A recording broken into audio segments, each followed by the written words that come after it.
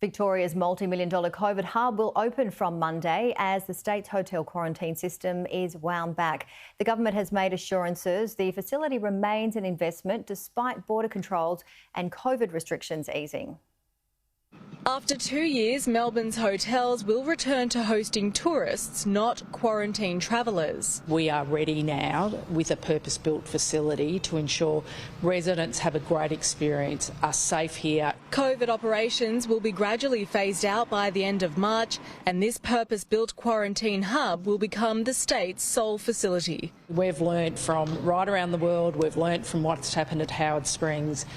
It was always clear that hotels were not the right environment. The dedicated centre in Mickleham, north of Melbourne, will house unvaccinated Australian residents returning from abroad. We will also continue to take community members who and frontline workers and maritime workers who who are required to quarantine while they're here at port or who can't safely isolate. More than 70,000 people have passed through Victoria's hotel quarantine system.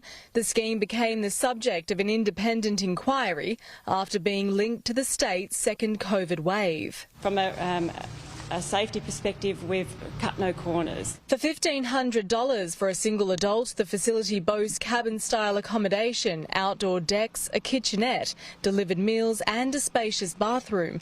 But it's the bespoke ventilation system designed by IPC experts that sets it apart. You can see it from the moon, the ventilation system, and we know that that will play a really big role in ensuring that even if someone is COVID positive, that they're not sharing it with each other in a room. We always knew with hotels it was a challenge to get the ventilation standards, and we took a lot of time to ensure that that was safe. This facility will be able to accommodate 500 people from Monday, in time for the federal government's announcement welcoming unvaccinated visa holders. But less than a dozen are expected to arrive from international flights for the grand opening. Despite that, the government has labelled it a great investment.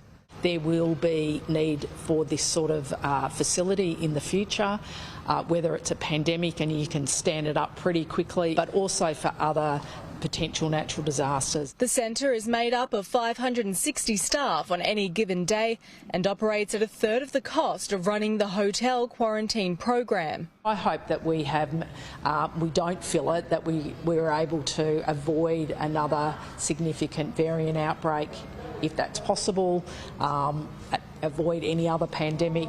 But we're here, we're ready, we're able. Jessica Maggio, Sky News, Melbourne.